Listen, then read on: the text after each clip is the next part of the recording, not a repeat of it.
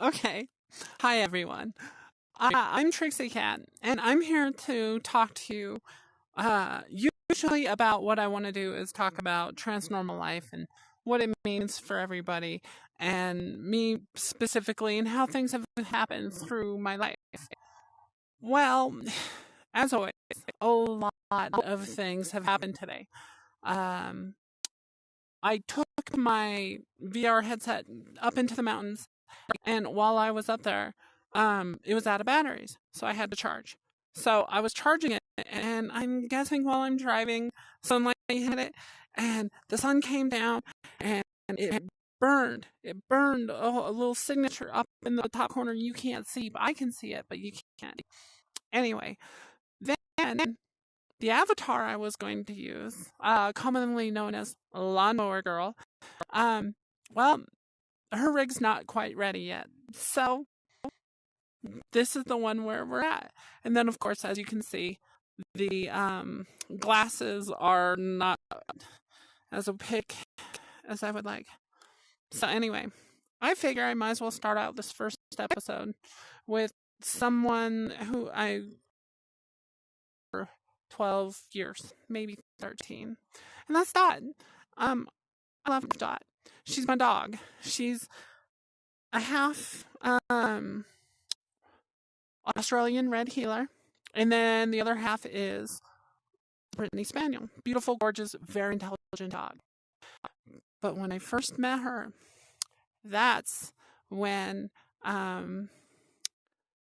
really, when she came into my life, she was just 2 months old. See, Dot was a rescue. She was found outside of the Dumb Friends League. They didn't take her inside, whoever dropped her off, but she was found in the alleyway with her litter mates, and they brought her inside and all that. And what ended up happening is I saw her, and one of my children, yes, I have children, okay, but that's a different episode. Anyway, they literally connected, and so we got her right there, and we took her home, and her original name was Lovely. And the reason her name was Lovely is she has a dot on the side of her body over here that takes the shape of a heart during a certain time of the year. It's coming up, actually. I'll probably take a picture of it. Anyway, I was just thinking we could have a fun name at first. I was like, how about Spot? Because she's got that spot on the back. And they were like, no. That's a Dot. We're going to call her Dot. And I was like, okay, this is Dot. So anyway, the first night that I had her, I had everything all set up. I had the bathroom set up. Baby gate was there. She had a clock over here in the corner in her bed and all that, just so she could hear like a heartbeat and all that. And the first night, I had a dream.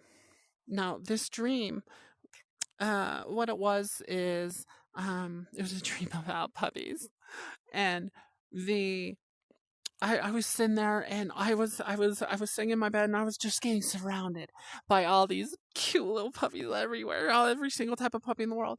And then they just kept coming, and I was getting swarmed by all the love, and I was like, no more puppies, no more puppies. And then I sat there, and I kind of came awake, and I was like, oh, why is my neck sweating? And so I sat there, and I went, and I'm like, wait, what is this? Oh, it was Dot. She made it out of the bathroom, found my room, climbed to the top of a queen size bed, and we're talking this thing's like 2 feet above, and she was just itty bitty, okay, and she climbed up, and what she did is she slept across my neck, and her head was right here listening to the side of my neck. And it turned out that was her first night, and it turned out it was a pretty good connection for us. But then on the next couple days, see, Dot had a scratchy problem. She was like, and she had to scratch. And the reason is when she was out in the alleyway, she was riddled with bug bites. Everywhere you go, everywhere down her legs and everything, just everywhere in her ears, especially. Now, the ears is where our friendship, I think, really formed a solid connection. The reason is that I didn't have any more money. I couldn't take her to the vet. I couldn't afford a cone because she needed it. Because see, what happened was I had her on the couch one night, and she was just sitting there, and I was petting her.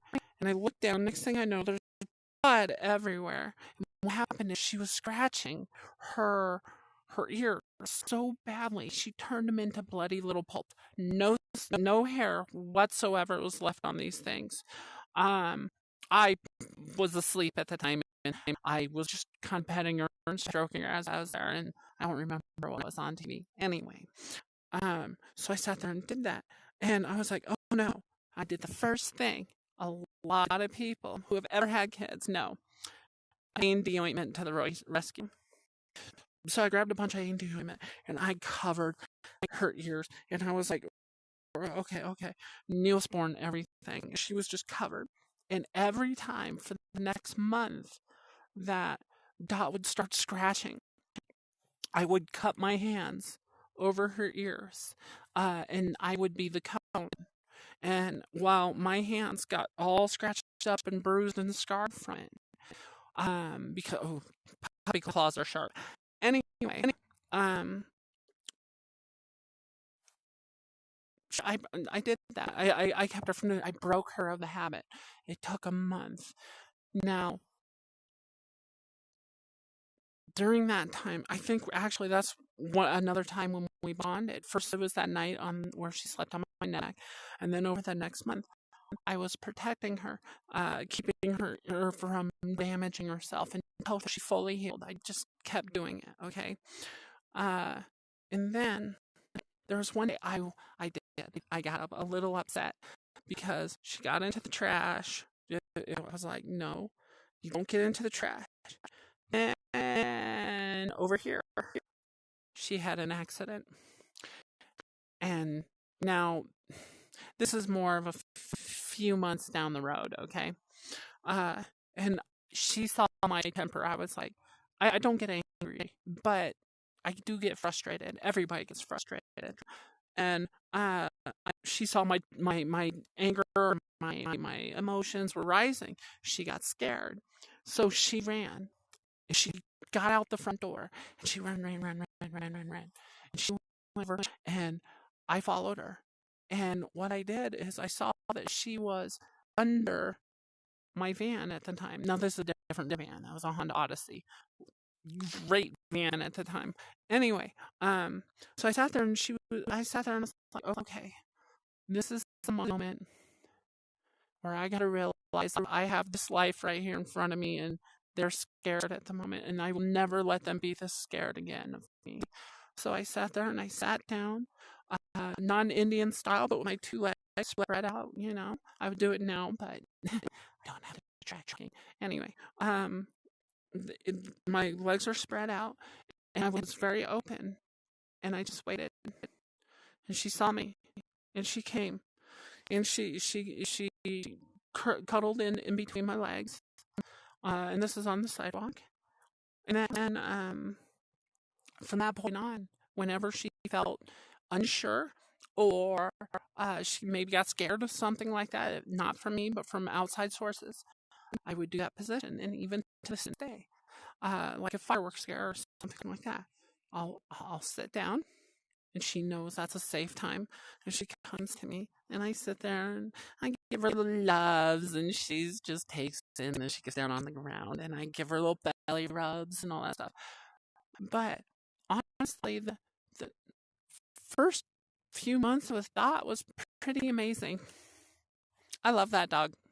I think you all know I love that dog. She's just incredible. She's right over there, but you can't see her. But I want to fix that. See, one of the things I want to do is create VR pets where you can put a tracker on your animal and give them a rough outline. And then that you could see them walking all around in the VR space and you give them scratches and stuff like that. This is just something fun to do. Anyway, with TransNormalLife, this is a channel. I'm going to be talking about my experiences, such as kind of like what I just talked about now. It's been hard to get going. Over the last year, I've had a lot of financial difficulties, and hold on. Oh my god! Wait, hold on. No idea. Sorry about that. I'm in a program right now, and I'm kind of generically doing this. What I am in is VR chat, and over here you have a bunch of different things you can use as avatars. It's a little shaky right now. I'm losing my tracking. Must be getting dark outside.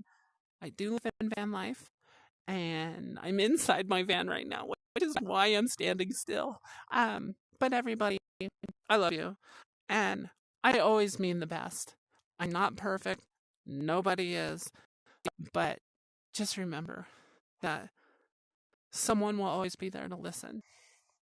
And I'm always here as well, even if I turn off my messenger. Okay. Well, I guess that's it for my first episode. I hope this makes sense and it's not too jarring. Like I said, equipment failures. It's just, hey, you know what? I wouldn't have it any other way. So you all have a beautiful day. Okay. Well, okay. So, okay, like I said.